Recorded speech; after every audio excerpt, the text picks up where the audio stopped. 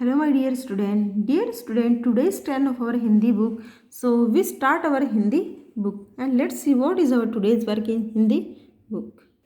Dear student, अब तक हमारे 2 चैप्टर अच्छे से कंप्लीट हो गए हैं। 2 चैप्टर को हमने अच्छे से कंप्लीशन किया है। आज एक नया टॉपिक शुरू करेंगे और नया टॉपिक जो है वो हमारा 3rd चैप्टर है। देखिए, हिमालय की बेटी। आज का हमारा चैप्टर रहेगा हिमालय की बेटियाँ। ये एक क्या है? ये एक पाठ है और इसके लेखक कौन है? इसके लेखक है नागार्जुन। तो देखिए, अभी तक मैंने उन्हें दूर से देखा था, बड़ी गंभीर, शांत, अपने आप में खोई हुई लगती थी। संभ्रात महिला की भांति वे प्रतीत होती थी। उनके प्रति मेरे दिल में आदर और श्रद्धा के भाव थे। माँ और दादी, मौसी और मामी की गोद की तरह उनकी धारा में डुबकी लगाया करता था। परंतु इस बार जब मैं हिमालय के कंधे पर चढ़ा तो वे कुछ और रूप में सामने थी। मैं हैरान था कि यहीं दुबली पतली गंगा, यहीं यमुना, यहीं सतलुज समतल मैदानों में उतरकर विशाल कैसे हो जाती हैं। इनका उछलना और कूदना, खिलखिलाकर लगातार हंसते जाना, इनकी यह भावभंगी, इनका यह उल्लास कहाँ गायब हो जाता है मैदान में जाकर।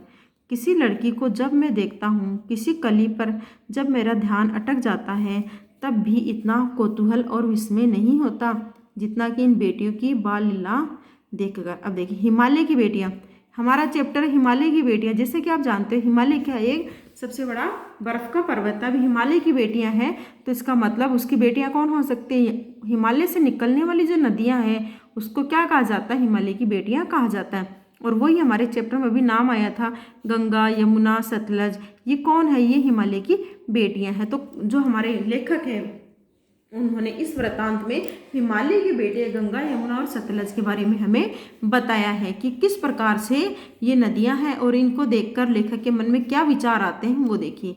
तो ये जो हमारा चैप्टर है इसको किसने लिखा है? नागार्जुन ने लिखा है। और इन पंक्तियों के माध्यम से क्या बताना चाहता है? नदियों की जो दशा है, मनोदशा है, मन की स्थिति है, नदियों के प्रति, यानी लेखक की जो नदियों के प्रति देख के जो मन में इच्छाएं आती उनका वर्णन किया है। देखिए, तो लेखक कहता है कि अभी तक जो नदियाँ दूर से मैं देखता था तो एकदम से शिष्ट, शांत महिलाओं के जैसे लगती थी और ऐसा लगता था अपने काम में व्यस्त है, यानी बहने का काम कर रही है, अपने काम में बिजी है। और इनके प्रति मेरे क्या था? मन में श्रद्धा और सम्मान का भाव था। जैसा कि हमें अपने बड़ों के लिए, जिनसे हम प्रेम करते हैं, उनके प्रति हमारे मन में श्रद्धा भाव होता है, प्रेम होता है, तो वही उसके मन में उन नदियों के प्रति था। और ऐसा लगता था कि जैसे हम अपनी माँ के, दादी के या मौसा मौसी, अपनी जो मामियाँ हैं, बड़े लोग हैं, बड़ी जो महिलाएं हैं जिनकी हम गोद में अपना सर रखे आराम से बेफिक्र होकर सो सकते थे, ऐसे लगता है कि इन नदियों की धाराओं में जब मैं लगाता हूँ डुबकियाँ, इन नदियों में जब मैं डुबकियाँ लगाता हूँ तो ऐसे लगता है कि मैं अपनी माँ की गोद में ही लेटा हुआ हूँ। इनमें जब मैं नहाता हूँ, कूदता हूँ, डुबकियाँ लगाता हूँ तो ऐसे लगता है कि मैं अपनी माँ की गोद में सोया हुआ हूँ। और जब मैं हिमालय के कंधे पर चढ़ा, यानी कि हिमालय पर्वत पर जब मैं चढ़ा, तो मेरे को इसका कुछ और ही सामने था। यानी जब मैं सामने से देखता हूँ, दूर से देखता हूँ, तो मेरे को ये शांत, गंभीर लगती है।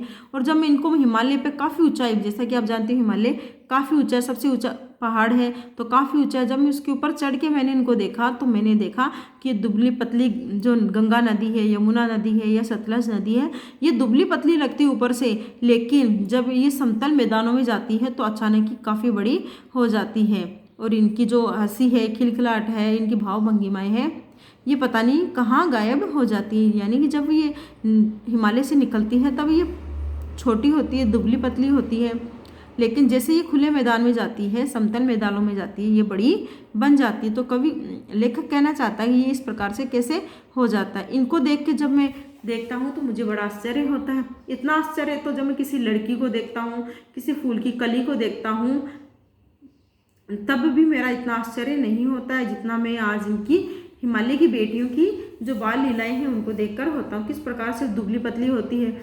और लेकिन जैसे ही मैदानों में गई तो काफ़ी विशाल हो जाते हैं। ये देख के मुझे बड़ा आश्चर्य होता है। आगे है, कहाँ ये भागी जा रही है? कौन लक्ष्य है जिसने इन्हें बेचैन कर रखा है? अपने महान पिता का विराट प्रेम पाकर भी अगर इनका हृदय अतृप्त ही है तो वह कौन होगा जो इनकी प्यास मिटा सकेगा? बर्फ जली नंगी पहाड़ियाँ, छोटे छोटे पौधों से भरी घाटियाँ, मधुर अधिक अधित्यकाएँ, सरसब्ज उपत्यकाएँ, ऐसा ही है इनका लीला निकेतन। खेलते खेलते जब ये जरा दूर निकल जाती हैं तो देवदार, चीड़, सरों, चिनार, सफ़ेदा, केल के जंगलों में पहुंचकर शायद इन्हें बीती बातें याद करने का मौका मिल जाता होगा। अब लेखक ने क्या कहा था कि मुझे आश्चर्य हो रहा है, हिमालय की जो बेटियां हैं यानी गंगा नदी, सतलज, यमुना, इनकी बाल लीलाएं देख के मुझे बड़ा आश्चर्य होता है। तो आगे लेखक ने क्या कहा है, लेखक ने कहा है कि ये जो लगातार नदियाँ बहती, जैसे कि आप जानते हो नदियाँ लगातार बहती है, रुकती नहीं है, तो इनका जो अंतिम लक्ष्य क्या है, ये कहाँ जाके रुकना चाहती है, ये क्यों इतनी ज़्यादा बेचैन है। इनका पिता जो एक हिमालय है यानी हिमालय से निकलती है, इसीलिए इनको हिमालय की बेटियाँ कहा है।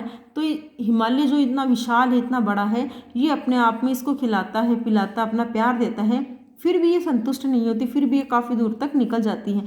तो ऐसा क्या है जिनसे ये संतुष्ट होगी, ऐसी कौन सी चीज़ है जिनसे ये नदियाँ संतुष्ट हो सकती हैं। बर्फ से ढकी हुई पहाड़ियाँ, हरियाली युक्त घाटियाँ, या गहरी गुफाएं, या खेलना क्रीड़ा स्थल इनका घर हो। ऐसे लगता है कि जब ये बहुत आगे निकल जाती है, बहते बहते बहुत आगे निकल जाती है, तो जिससे पेड़ थे देवदार, चीड़, सरो, चिनार, सफ़ेदा और केल, ये इनके जंगलों में पहुंचकर ये अपने बचपन की बातें याद करती है, क्योंकि ये क्या होता है, इतना ही नहीं, वो इन जंगलों में जाके भटक जाती है, आगे नहीं जा पाती है। यानी हिमालय की बेटियों के बारे में लेखक ने हमें बताया है। आगे देखिए हमारा थर्ड पैराग्राफ।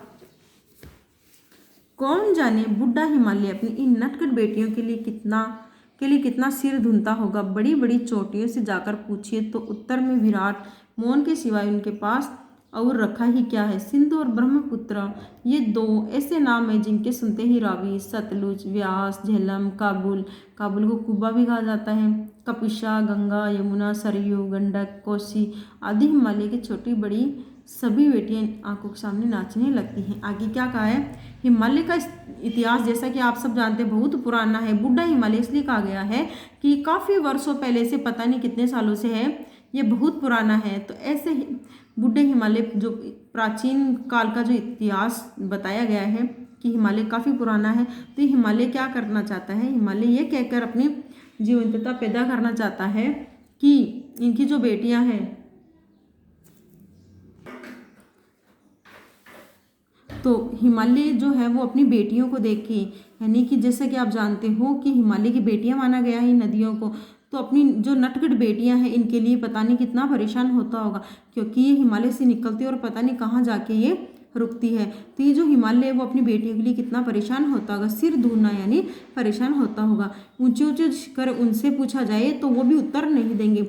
यानी हिमालय का अपनी बेटियों के प्रति जो प्रेम है, तो उसके लिए वो जितने दुखी हैं, तो उसका उत्तर तो बड़े बड़े ऊंचे ऊंचे पहाड़ भी नहीं दे पाते। और इनको नदियां हैं जैसे कि सिंधु, ब्रह्मपुत्र, जैसे कि आप जानते हो सिंधु और ब्रह्मपुत्र जैसी विशाल नदियां, बड़ी नदियां हैं, उनको भी हिमालय उसी प्रेम से रखता है जितना कि जो इनकी सहायक नदियां हैं, रावी, सतलज, व्यास, चिनाब, झेलम, काबुल, कपिशा, गंगा, यमुना, सरयू, गंडक, कोसी, इन नदियों को भी वह अपनी जो विशाल नदियां हैं जैसे कि सिंधु और ब्रह्मपुत्र उनकी तरह रखता है। और ये ऐसे लगती है कि जैसे कोई दुबली पतली लड़कियां अपने उद्गम स्थल से निकलती हो और जहाँ खुला मैदान होता है वहाँ वो काफ़ी बड़ी बन जाती है। आगे है, वास्तव में सिंधु और ब्रह्मपुत्र स्वयं कुछ नहीं है। दयालु हिमालय के पिघले हुए दिल की एक एक बूंद न जाने कब से इकट्ठा होकर इन दो महानदों के रूप में समुद्र की ओर प्रवाहित होती रही है। कितना सौभाग्यशाली है वह समुद्र जिसे पर्वतराज हिमालय की इन दो बेटियों का हाथ पकड़ने का श्रेय मिला है। जिन्होंने मैदान में ही इन नदियों को देखा होगा। इनके ख्याल में शायद ही यह बात आ सके कि बूढ़े हिमालय की गोद में बच्चियां बनकर ये कैसा खेला करती है। माँ बाप की गोद में नंग धड़ंग होकर खेलने वाली इन बालिकाओं का रूप पहाड़ी आदमियों के लिए आकर्षक भले ही न हो, लेकिन मुझे तो ऐसा लुभावना प्रतीत हुआ वह रूप कि हिमालय को ससुर और समुद्र को उसका दामाद कहने में कुछ भी झिझक नहीं होती। आगे लेखक क्या कहता है कि वास्तविकता सच्चाई तो यह है कि सिंधु और ब्रह्मपुत्र जैसी बड़ी नदियों का जो उद्गम है, प्रवाह है, वो कहाँ से होता है, हिमालय से होता है। हिमालय से वो निकलते हैं और इनके बिना तो हिमालय का कोई अस्तित्व नहीं। यानी बड़ी नदियों को और हिमालय को हम अलग करके नहीं देख सकते। और वह समुद्र कितना भाग्यशाली होता होगा, कितना अच्छा होता होगा, जहाँ सिंधु और ब्रह्मपुत्र दोनों नदी आपस में मिलती होगी। और ऐसा लगता है कि ये जो छोटी छोटी नदियाँ हैं ये हिमालय की गोद में खेल के ऐसे लगता है जैसे बच्चे अपनी माँ की गोद में नंग धड़ंग घूमते हैं। ठीक वैसे ऐसे लगता है कि ये जो नदियाँ हैं ये क्या होती है, ये हिमालय की गोद में नंग धड़ंग बच्चों के जैसे मनमोहक आकर्षक लगती है। आगे क्या कहता है कि इनका जो दृश्य है यानी नदियों का, इन पहाड़ों का दृश्य वहाँ रहने वाले लोगों को तो चाहे अच्छा ना लगे लेकिन मुझे तो बड़ा ही अच्छा लगता है। और ऐसे लगता है इन नदियों को, इन पहाड़ों को, हिमालय को देख के मुझे ऐसे लगता है कि हिमालय तो ससुर है और समुद्र उसका दामाद जमाई हो। तो ऐसी मुझे फीलिंग्स आती है और ऐसे लगता है कि जितनी भी नदियाँ हैं उनका उद्गम कहाँ से होता है, उनका उद्गम हिमालय से होता है। और ये हिमालय क्या है, हिमालय नदियों जो है हमारी सिंधु, व्यास, चिनाब, झेलम, ये सब क्या है, ये उनकी बेटियों के जैसे प्रतीत होती है। आगे है, कालिदास के विरही यक्ष ने अपने मेघदूत से कहा, वेत्रवती यानी वेत्रवती बेतवा को कहा जाता है, बेतवा नदी जो है उसको वेत्रवती कहा जाता है। वेत्रवती नदी को प्रेम का प्रतिदान देते जाना, तुम्हारी वह प्रेयसी तुम्हें पाकर अवश्य ही प्रसन्न होगी। यह बात इन चंचल नदियों को देखकर मुझे अचानक याद आ गई और सोचा कि शायद उस महाकवि को भी नदियों का सचेतन रूपक पसंद था। दरअसल जो भी कोई नदियों को पहाड़ी घाटियों और समतल आंगनों के मैदानों में जुदा जुदा शक्लों में देखेगा वह इसी नतीजे पर पहुंचेगा। आगे देखिए, आगे लेखक क्या कहता है, जो महाकवि थे, कवियों के कवि, जिनको महाकवि जो है किनको कहा जाता है, कालिदास ने।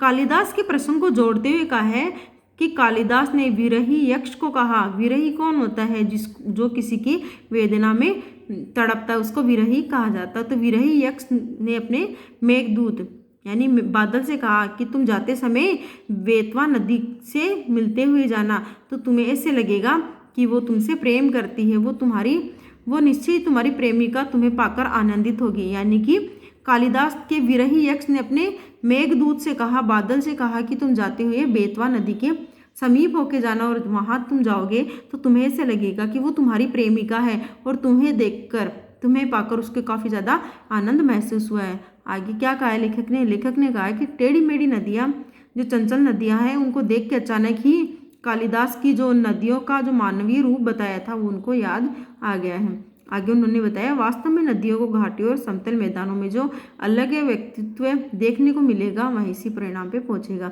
यानी कि जब नदियां पहाड़ों से निकलती है तो वो काफ़ी दुबली पतली बेटियों की जैसी होती है और जब समतल मैदानों में जाती हैं तो अचानक ही बड़ी बन जाती हैं। आगे हैं, काका काले लकर ने नदियों को लोक माता कहा, किंतु माता बनने से पहले यदि हम इन्हें बेटियों के रूप में देख लें तो क्या हर्ज है। और थोड़ा आगे चलिए, इन्हीं में अगर हम प्रेयसी की भावना करें तो कैसा रहेगा। ममता का एक और भी धागा है जिससे हम इनके साथ जोड़ सकते हैं। बहन का स्थान कितने कवि ने इन नदियों को दिया है। एक दिन मेरी भी ऐसी भावना हुई। थोरलिड तिब्बत की बात है, यानी थोरलिड मतलब ये तिब्बत को स्थानीय भाषा में कहा गया है। मन उचट गया था, तबीयत ढीली थी, सतलज के किनारे जाकर बैठ गया। दोपहर का समय था, पैर लटका दिए पानी में। थोड़ी देर में उस प्रगतिशील जल ने असर डाला, तन और मन ताज़ा हो गया और लगा में गुनगुनाने, जय हो सतलज बहन तुम्हारी, लीला अचरज बहन तुम्हारी, हुआ मुदित मन हटा खुमारी, जाऊँ मैं तुम पर बलिहारी, तुम बेटी यह बाप हिमालय, चिंतित पर चुपचाप हिमालय, प्रकृति नदी के चित्रित पट पर अनुपम अद्भुत छाप हिमालय, जय हो सतलज बहन तुम्हारी। आगे क्या कहा है काका केलकर। आगे लेखक ने कहा है कि एक महान विचारक थे, उनके विचारकते हुए कहा है कि वो नदियों को संपूर्ण जनमानस की तरह, यानी काका केलकर एक महाकवि थे, वो एक कहते थे, विचारक थे, वो कहा करते थे कि नदियाँ जो इनको माँ का रूप दिया जाना चाहिए, इनको लोक माता कहा जाना चाहिए। लेकिन उससे पहले लेखक क्या कहना चाहता है, लेखक कहना चाहता है कि माँ बोलने से पहले हम इनको बेटियाँ बोल के देखें, बेटियों की नज़र से देखें या प्रेमिकाओं की नज़र से देखें तो शायद हमें कोई हर्ज नहीं होना चाहिए। और इनका स्थान तो हम बहन की जगह भी रख सकते हैं, यानी बहन का स्थान भी, कईयों ने तो नदियों को बहन भी कहा है। और आगे लेखक ने कहा, एक दिन मेरा मन उचट गया था, तो तिब्बत की बात है, तो मैं सतलज नदी के किनारे बैठा हुआ था और वहाँ बैठा तो अचानक ही मैंने अपने पाँव जो है पानी में डाले और पानी ने जब ताज़ा ताज़ा पानी ने मेरे पैरों को छुआ तो मेरा पूरा मन जो था, जो कुछ देर पहले मैं बीमार सा महसूस कर रहा था, वो सारी बीमारी मेरी जाती रही। मैं अपने आप को तरोताज़ा महसूस करने लग गया। तो जो मैंने अभी आपको कविता बताई थी वो कविता में गुनगुनाने लग गई। जैसे क्या थी, जय हो सतलज बहन तुम्हारी, लीला अचरज बहन तुम्हारी। वो सतलज नदी के किनारे बैठे थे तो क्या कहा है कि सतलज नदी तुम्हारी जय हो। ये कविता है, तो कविता के कुछ अंश हैं। तो कहा बहन, सतलज बहन तुम्हारी लीला जो है वो अपरंपार है, और जैसे ही तूने मुझे छुआ तो मेरी जितनी भी खुमारी थी, मेरा जो शरीर जो था वो काफ़ी ज़्यादा परेशान महसूस करा, तो वो सारी खुमारी मेरी उतर गई है। मैं तुम्हारी इस बाल लीलाओं पे बलिहारी जाता हूँ। तुम बेटी हो हिमालय की और तुम तो चिंतित हो, लेकिन तुम्हारा हिमालय जो पिता है वो चुपचाप खड़ा है प्राकृतिक नदी के चित्रित पट पे। अनुपम अद्भुत छाप हिमालय, जय हो सतलज बहन तुम्हारी। तो उन्होंने सतलज नदी को अपनी बहन बता के उनको कहा है कि तुम्हारे कारण मेरे जितनी भी खुमारी थी वो उतर गई है। तो ये आज आपका चैप्टर रहा। ये हमने चैप्टर अच्छे से पढ़ा है। आई होप आपको भी ये चैप्टर समझ में आया। चैप्टर क्या था, हिमालय की बेटी। आज आपको क्या करना होमवर्क में वो देखिए। आज आपको कठिन शब्दार्थ करने हैं। देखिए, फर्स्ट का मैंने लगा दिया गंभीर, सम्राट, प्रतीक, कंधे पर, बालिला, विस्मय, कौतूहल, उल्लास। फिर आपको करना है कठिन शब्दार्थ पैराग्राफ नंबर 2। आगे आपको करना है पैराग्राफ नंबर 3 के। फिर आपको करना है 4, 5 एट द लास्ट आपको करना है 6 पैराग्राफ, जो उसके आपको शब्दार्थ नोटबुक में लिखने और याद भी करने हैं। और नेक्स्ट वीडियो जो होगा उसमें हम इस चैप्टर के क्वेश्चन आंसर करेंगे। आई होप आपको ये चैप्टर समझ में आया होगा, और जितना भी चैप्टर मैंने पढ़ाया उसको आपको इस वीडियो को रिवाइंड करके आपको अच्छे से समझना है।